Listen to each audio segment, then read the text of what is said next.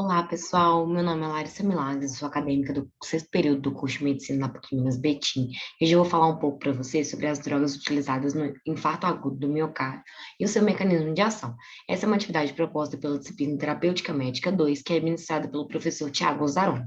Meu grupo é composto por mim, Aline, Gilly, Giovanni, Maria Tereza, Tomás e Hugo.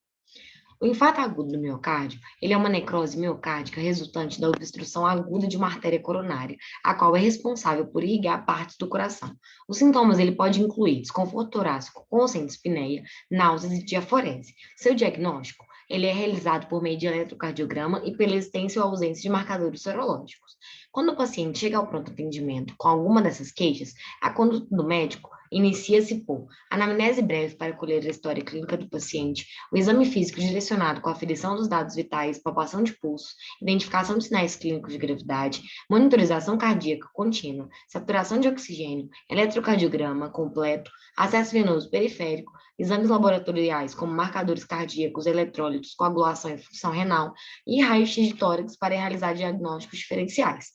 Existe um mnemônico chamado MONAB para designar os medicamentos mais utilizados no IAM, que são a morfina, oxigênio, nitratos, aspirina e beta-bloqueador. Além destes, existem outros que serão descritos neste trabalho.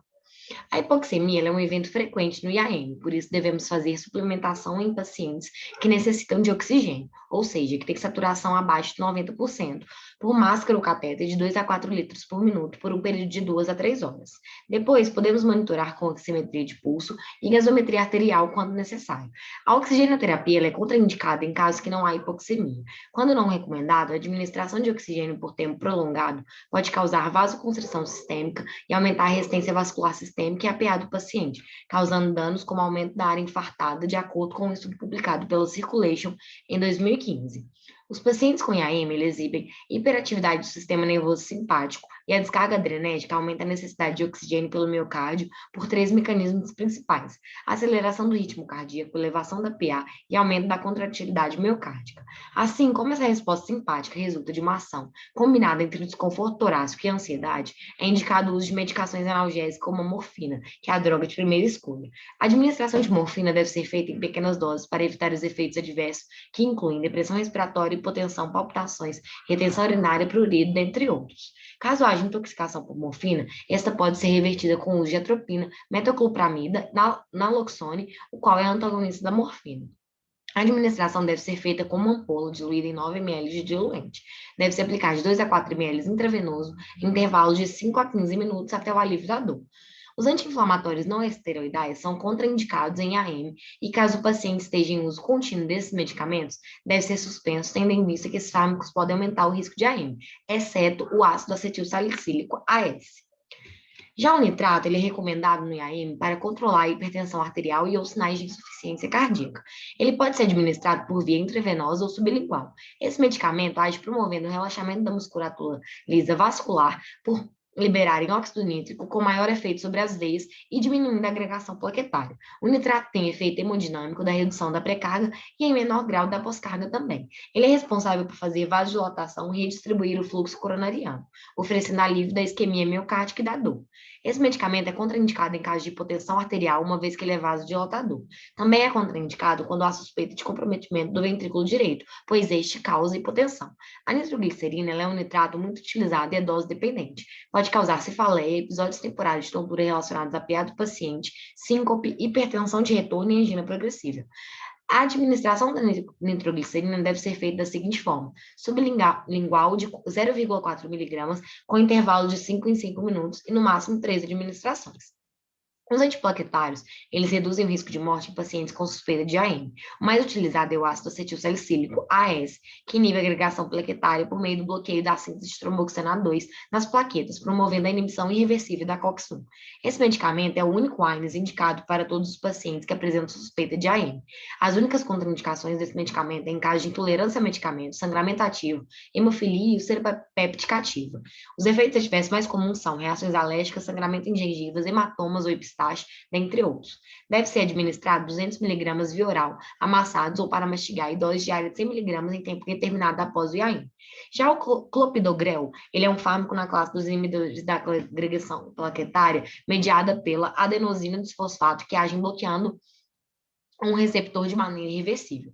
Eles também reduzem o nível de fibrinogênio circulante e também bloqueiam parcialmente os inibidores da glicoproteína 2B e 3A.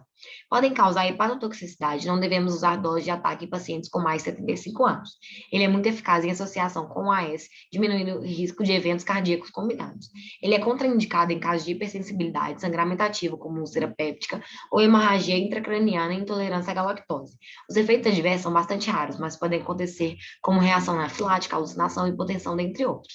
O clopidogrel, ele deve ser administrado 300 mg via oral de ataque, seguido de 75 mg via oral por dia. A heparina e drogas similares têm sido utilizadas e estudadas há vários anos, em síndrome coronariana aguda, que quase sempre é causada por ruptura de uma placa vulnerável seguida por oclusão aguda em decorrência de trombo intracoronariano. A obstrução coronariana que se segue é resultado da agregação plaquetária e da deposição de fibrina que estabiliza o trombo.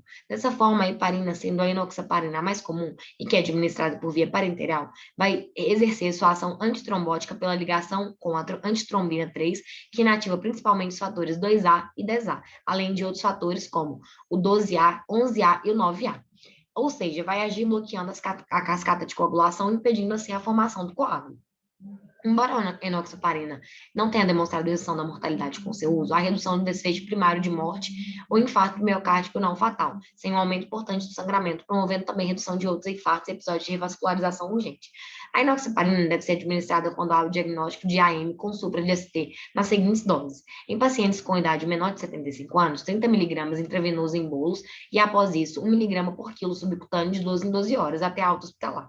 Em pacientes com idade maiores que 75 anos, não administrar em bolos e iniciar com 0,75 mg por quilo subcutâneo de 12 em 12 horas.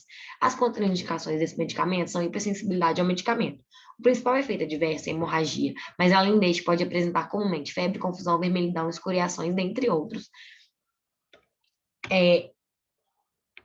Já os beta-bloqueadores, eles devem ser iniciados nas primeiras 24 horas após a fase aguda do IAM.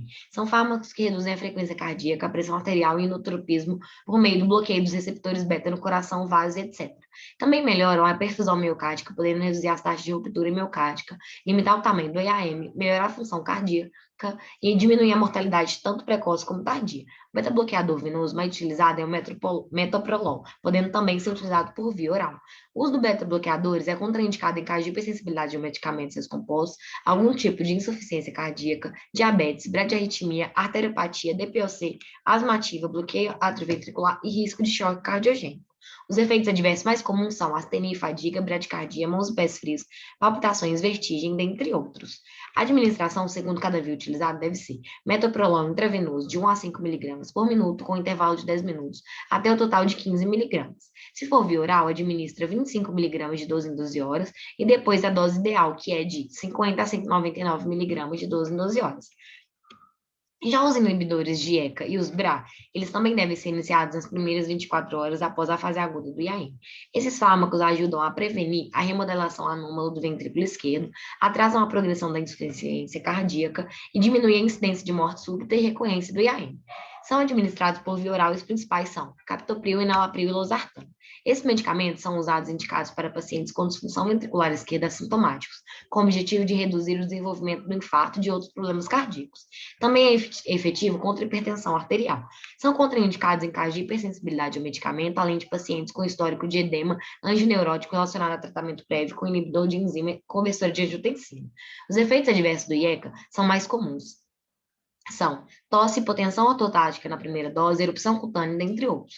Já os efeitos do BRA são, incluindo hepatotoxicidade, edema e sintomas neuropsiquiátricos. A administração é em dose baixa por via oral até alcançar a dose máxima em 24 a 48 horas. Deve administrar captopril de 6,25 mg e 2 horas depois de 12,5 mg 2 vezes ao dia, sendo que sua dose alva é 50 mg 3 vezes ao dia. O enalapril é de 2,5 mg 2 vezes ao dia como dose inicial e 10 mg 2 vezes ao dia como dose alva. Deve administrar a losartana 50 mg uma vez ao dia inicialmente e 100 mg como dose alvo uma vez ao dia. Essas daqui são as nossas referências. Eu agradeço pela atenção e até a próxima.